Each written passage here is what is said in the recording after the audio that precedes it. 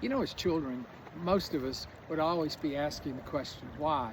And if you're an adult and have children, you know that that is a very common question, why? No matter what you say, no matter what statement you're making, it's why? Why?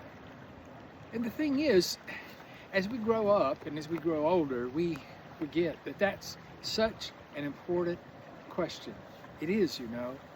The, the idea that somehow we're not supposed to question, that we're not supposed to ask why. But the minute you stop asking why, you've stopped learning. You, in many ways, have decided that you will just settle in where you are. It shows a lack of imagination. There's no curiosity involved when you've arrived at a place where you no longer have questions and that you're no longer willing to ask why. I know, I know there are many of us who are a little reluctant. We don't want to ask too many questions, and we certainly don't want to ask why too often, because if we did and we were honest, we might have to face the reality of our own life. We might have to actually go back and revise some of our own convictions. We might have to think about the way in which we're living life today. Yeah, there's a mystery in why. There's also a real sense of joy in asking the question.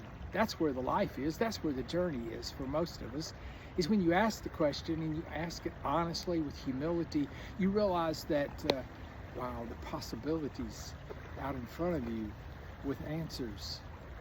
You know, so often in life, I suppose, those of us who have grown up and have grown older, we just settle in.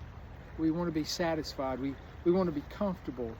When in reality, the real life and vitality comes with the questions.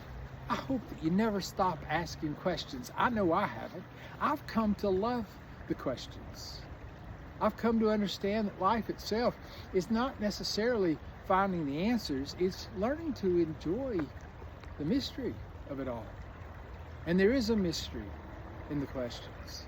There is a sense of, the not knowing.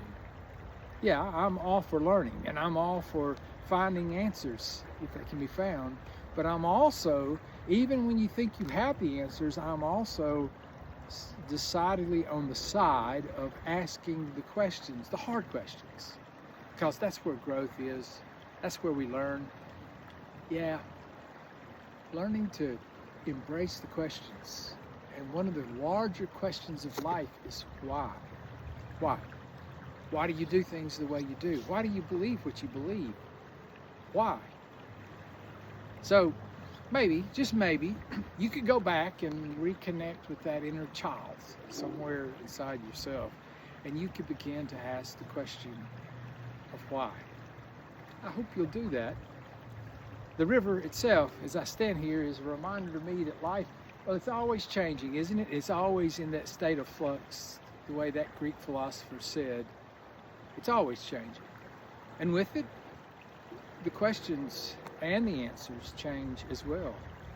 I hope that you'll have the humility and the flexibility in your own life to not only seek the answers, but be willing to ask the questions.